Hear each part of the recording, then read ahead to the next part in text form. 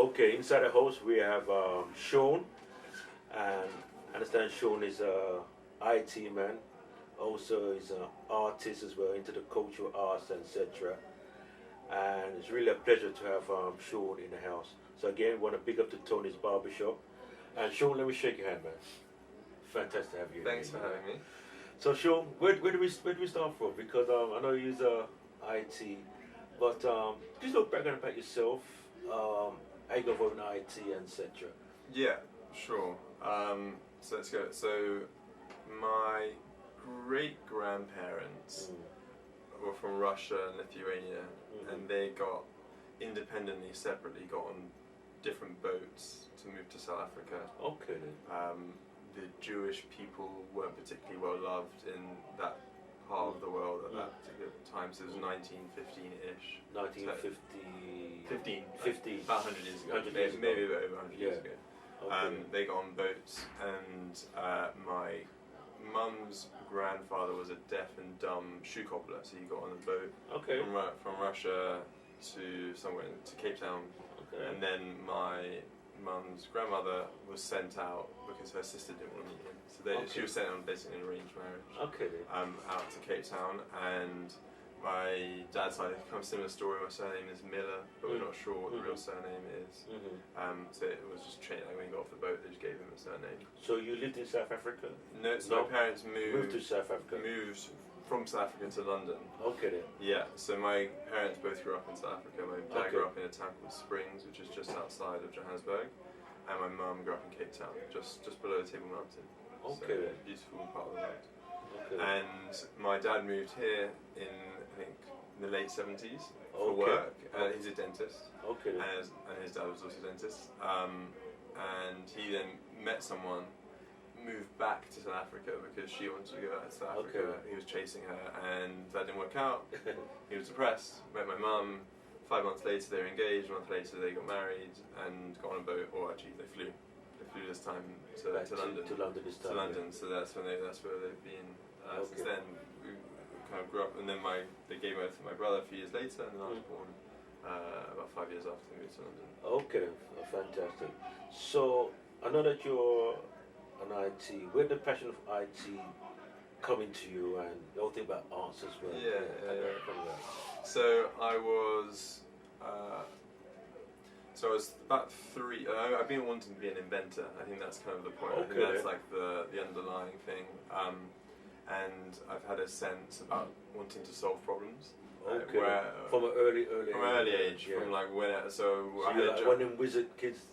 I mean, same as anyone who's given good opportunities. Yeah, like I wanted to make stuff. I had a junk box. They give me cardboard, and I just attach stuff together and call it something. So the earliest invention I can recall is a thing that I made called the Breathing Man, which was using a juice carton as like the lungs, and then attaching. And then I made a body to stick onto the front, and then use the straw to breathe in to make the lung expand.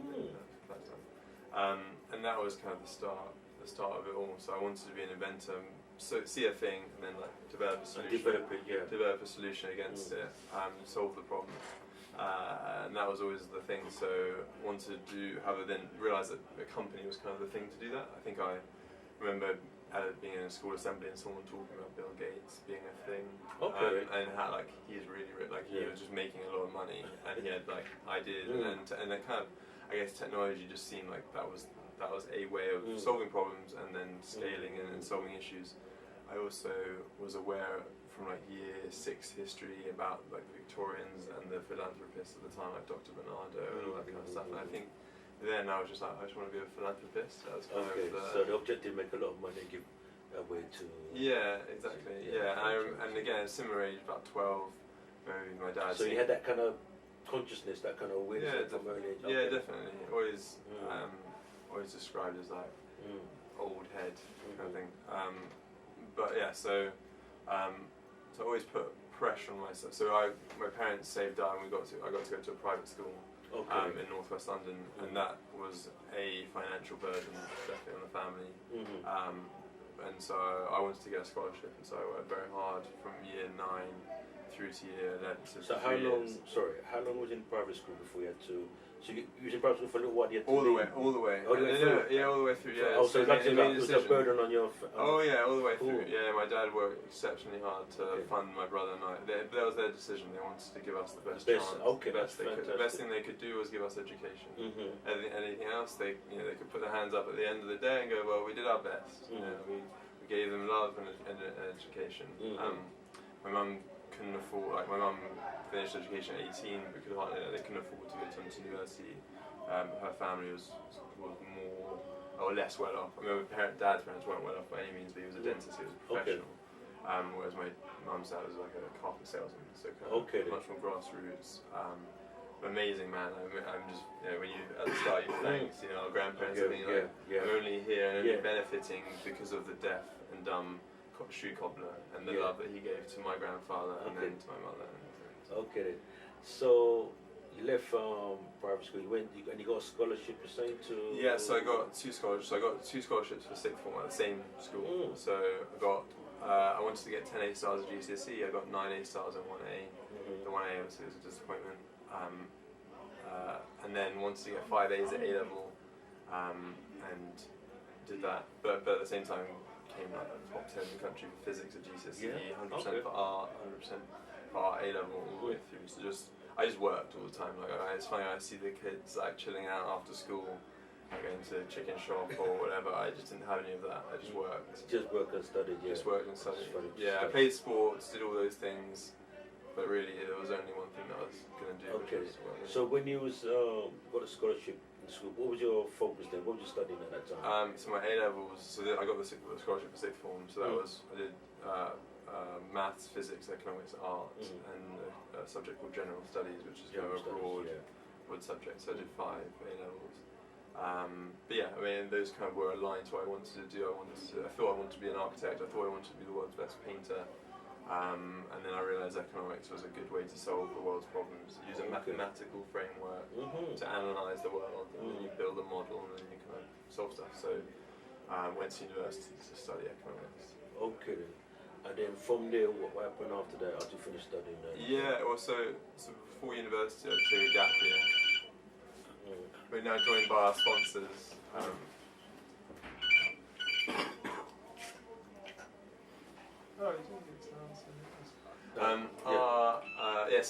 So I took a gap year before university. Okay. In my final year at school, I applied to work at an investment bank during my investment bank. Okay. Bank. Yeah. So I managed to get that gig. Like it's kind of when you work really hard up front, you then have like evidence that you're quite good at working hard. So it wasn't that difficult to get the scholarship, to get the gap year job at this bank because my grades were good and I had loads of extracurricular stuff. I was the guy in the interview said like, how do you have time to do this stuff? I was just like, well, just do it. Just like, I just do it. Like there's no other thing. You just work, and then if you work like, and you enjoy the things you're doing, then it's kind of like easy. Easy. It's hard. It's like exceptionally hard, but it's also really easy. So I got to work there for 6 months. Got a promotion. They don't really do promotions, but I was like, I want to do that. Like I was working the ground floor, like in the library. So basically, an information researcher, and all the bankers went up in a lift. Okay. By the time I finished it, so you're a researcher. Yeah, like they say, I need some information on this company, I need some share price data or whatever. So that was the job, and they went up the stairs and then lifted their floors. I said to myself before, I want to go up in that lift. So did the hustling, found some people, did some good work for them, then managed to, as I said, like, can I get some experience up there? So managed to, before I finished within 6 months, I was the first person on that program to ever get like a promotion of sorts to go up in the lift, to go onto the floor. Had a really powerful experience as a guy. I was 32 years old, but he looked like he was 50. His sunken eyes and all that stuff. And he said to me in a quiet moment, he said, "Shaun, I'm not happy, but I'm not unhappy enough to leave." And the clarity of like, wait, so he's getting paid a lot, but that means that he's being paid too much to leave. Like he's unhappy, but because he's being paid so much, the golden handcuffs, and then that he would, like he's got a mortgage, he's got demands on him from partner and children or whatever, which means he's completely handcuffed, he's completely bound to a life and a lifestyle that is not fulfilling. And so at 18, I had a clarity of like, I want to do something that I really care about. I always wanted that anyway, but like, you kind of get the data point from So at 18, you had that kind of clarity. Yeah, I mean, I knew it before then, but like you get told by people. No, even my mum was like, yeah, some people have to just do jobs that they don't enjoy. And I was like, but there are people that do get to enjoy them, and I want to be one of those. So that was. Okay then, that's interesting.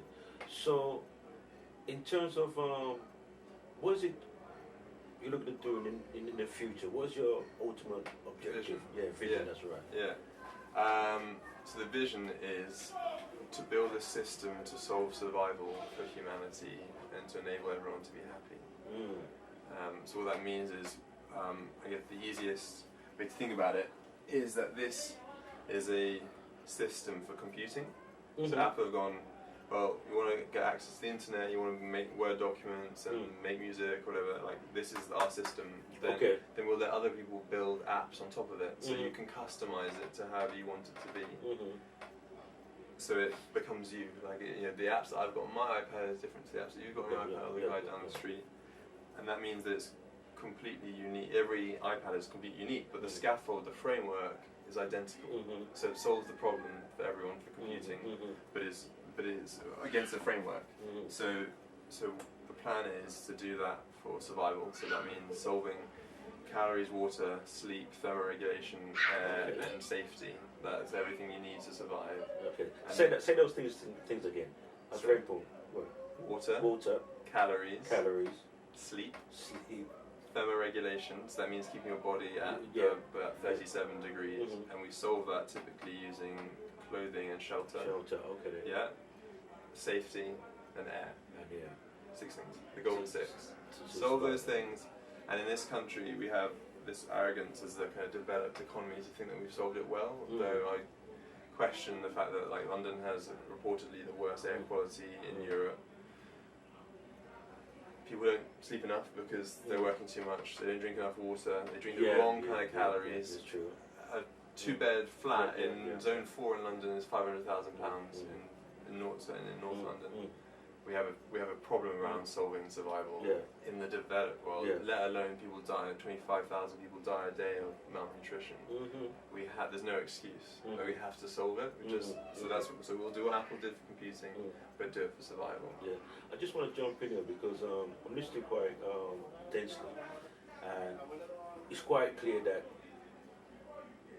if there's a problem, if you can find a solution, right, that's how you get paid.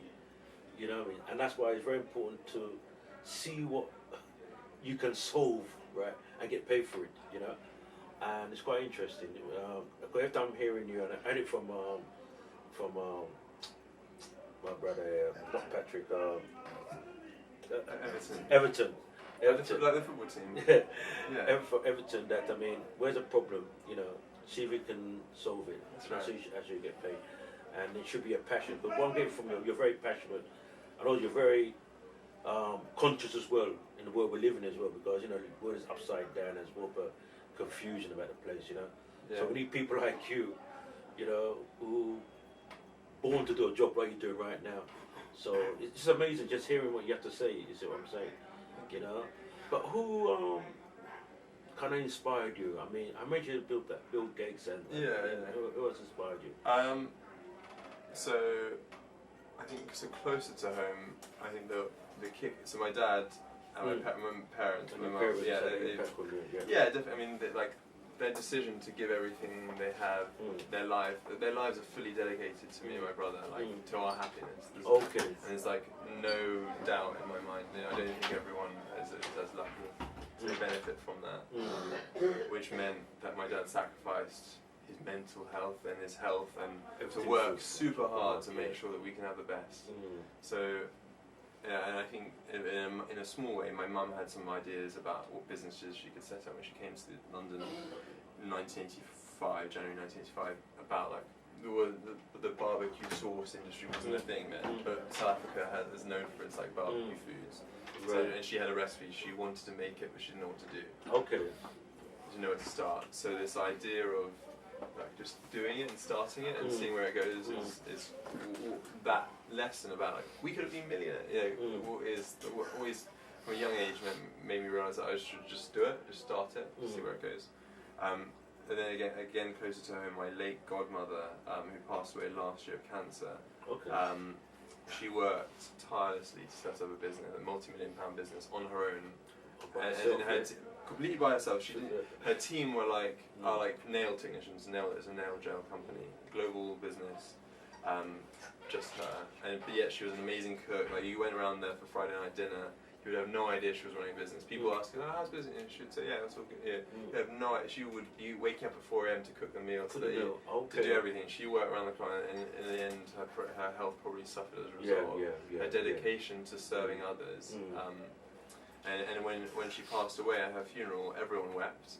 I still weep, and I think the world deserves more Renee Lipsises. Yeah, that's right. That's right. Question I'm going to ask you, in terms of personal development, is anybody you probably, is any books you read or? Yeah, loads. So I've just set up an open library in Tottenham, just in Tottenham Hill. So like anyone who wants to come and check out any of the books that I've got can come and borrow them. And then so it's all about sharing.